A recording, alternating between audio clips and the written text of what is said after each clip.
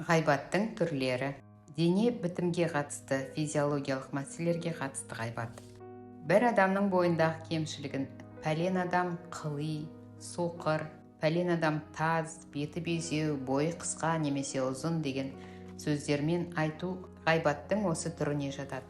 Адамдарды бұлайша ғайбаттау бұл дүниеде оның берекесін кетірсе, о дүниеде масқаралыққа душар етеді. Әзірет Айша анамыз бір күні Сафия анамыздың бойының қысқалығы туралы айтқан кезде Алла Расулы оған былай деген: сенің осы айтқан сөзіңді теңізге қосса, теңіздің суын тұтас былғар еді. Ислам ғалымы Ибн Сирин бірде бір кісі туралы айтып тұрып, әлгі өңі қарадан бар ғой, деп қалады. Артынша дереу тәубаға келіп, мен сірә ғайбаттадым, деп қателігін дереу түзетеді. Ақлақ мінез құлыққа қатысты ғайбат. Біреу туралы мінезі жаман, ашушаң, сараң, тәкаппар, мақтаншақ, қорқақ, әлсіз деу ғайбаттың осы түріне жатады. Сол себепті адамдарды бұлайша да ғайбаттамау керек.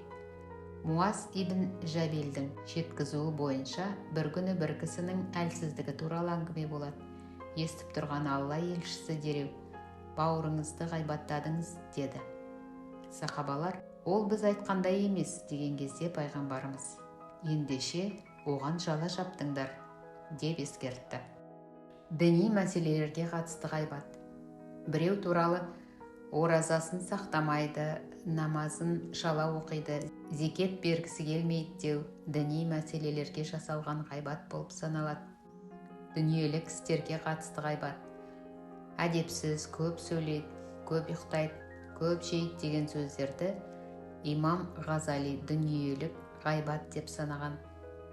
Киім мәселесіне қатысты ғайбат.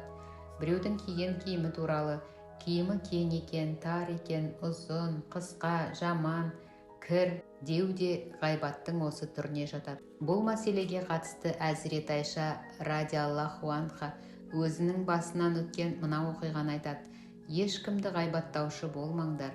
Мен бір жолы Алла елшісінің қасында бір әйел туралы: мына әйелдің етегі не деген ұзын, деген кезімде Расулалла маған түкір деді.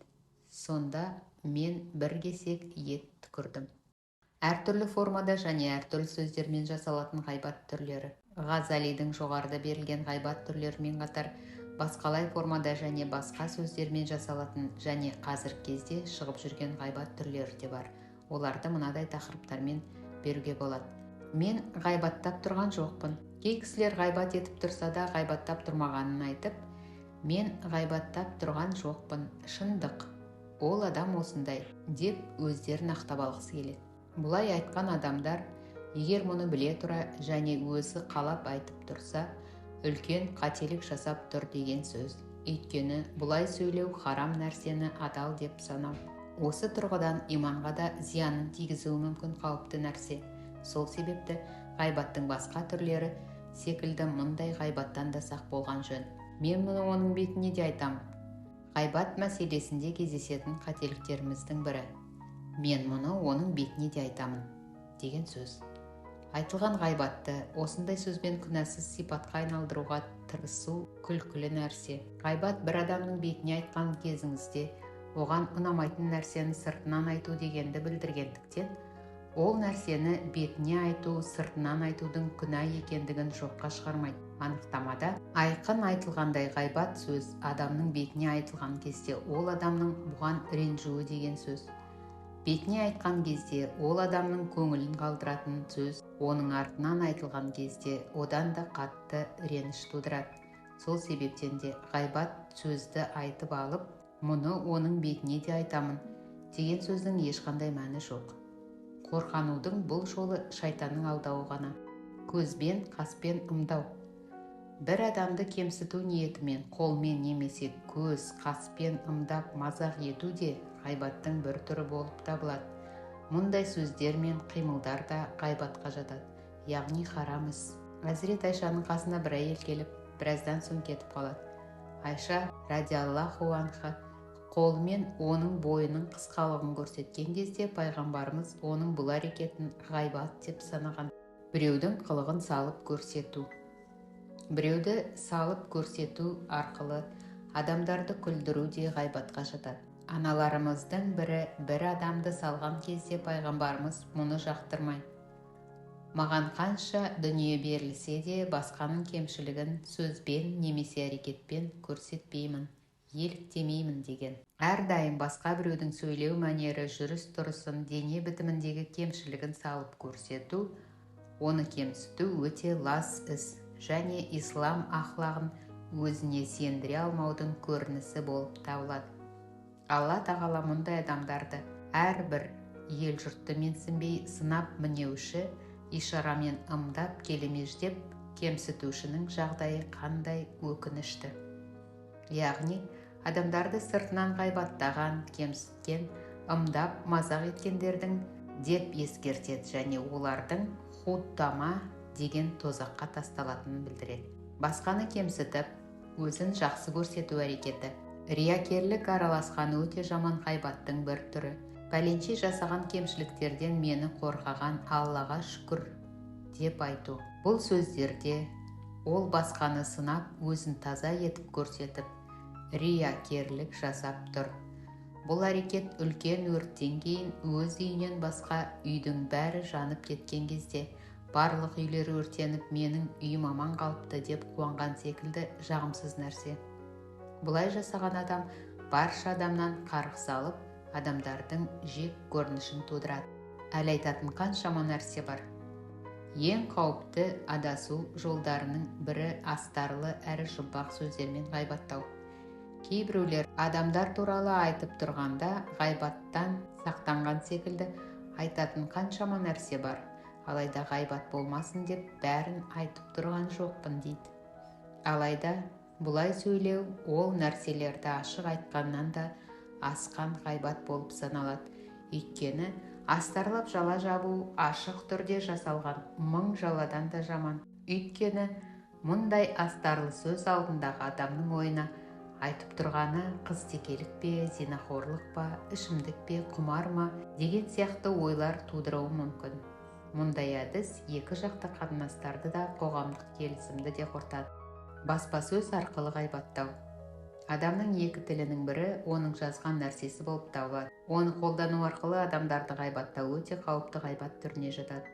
Қазіргі кезде ең көп қолданып жүрген ғайбаттың түрлерінің бірі өкінішке орай осы болып отыр. Қазір жазу деген нәрсе кең құлаш жай. Жазбаша және теледидар арқылы бір-бірімен шайқасып жүрген жеке адамдар мен жұрттар қаншама. Өкінішке қарай, күн сайын баспасөз арқылы қаншама ғайбат сөздердің куәсі болып жүрміз. Ислам ақлағы муминдерге жеке адамның өзімен емес, пікір мен идеялар арқылы күресуді ұсынады. Бұл тұрғыдан әсіресе баспасөздегі құрметті тұлғалар міндеттерін атқарған кезде анық әрекет етуі керек және жеке адамнан гөрі идеяның қате екендігіне, негізсіздігіне және шиеленісіне назар аударулары керек. Бұрынғылар айтып жеткізу әдісі адамның айнасы деген. Мумин барлық жағдайда да орнымен сөйлей білуі керек. Мақсатын қалай жеткізуді білгені дұрыс. Қоғам теледидар, газет және ғаламтордан қатты ықпалданатындықтан тиісті тұлғалар жазғанына, сөйлеген сөздеріне өте мұқият болулар тиіс. Керісінше жағдайда күнә жеке адамның емес, қоғамды қамтып, уақыт өте келе үлкен қылмысқа айналады. Ғайбаттағаным емес, бірақ сонымен қатар мынадай сөздермен берілетін ғайбат түрі бар. Кейде кей адамдар өздерін күнәсіз етіп көрсетіп, ғайбаттың батпағына белшесінен батып жатады. Бір мүмкіндік туа қалса дереу біреуді жерден алып жерге салуға даяр тұрады.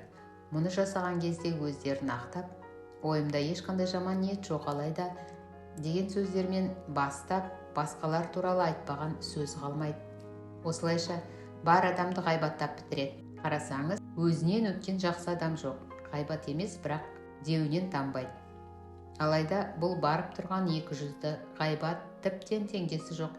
Мумин құлдың өте аулақ тұруы керек күнә. Иә, жанама жолдан мәселенің бағытын ауыстырып, оқиғаларды өзгертіп, өзін судан таза сүттен ақ етіп көрсетіп, ғайбаттау, араға іріткі салудың нағыз өзі. Ең қауіпті әрі ауыр ғайбат. Ең қауіпті, ең ауыр ғайбат түрлерінің бірі заңды тұлғаны немесе сол тұлға өкілдік етіп отырған қауымды ғайбаттау болып табылады. Мұндай ғайбаттың түрін мынадай мысалмен түсіндіруге болады. Ғайбаттың тағы бір түрі бар. Басқалармен салыстыруға келмейтін үлкен күнә. Бір хадисте мұндай ғайбаттың 20 зинақорлықтан да ауыр күнә екені айтылған. Мысалы, бір қауымға, бір әрекетке немесе бір жамағатқа өкілдік етіп отырған адамды ғайбаттау осыған жатады. Өйткені ол адамның тағдыры сол жамағатпен біте қайнасып кеткен. Сол себептен ол туралы айтылған ғайбат бүкіл жамағатты ғайбаттағанмен тең саналады. Мұндай күнә жасаған адам сол топтардағы барлық адамнан жеке-жеке кешірім сұрамайынша жұмаққа кіруі қиын болады. Өйткені пайғамбарымыз: ғайбаттан сақтаныңыздар. Өйткені ғайбат зинақорлықтан да ауыр.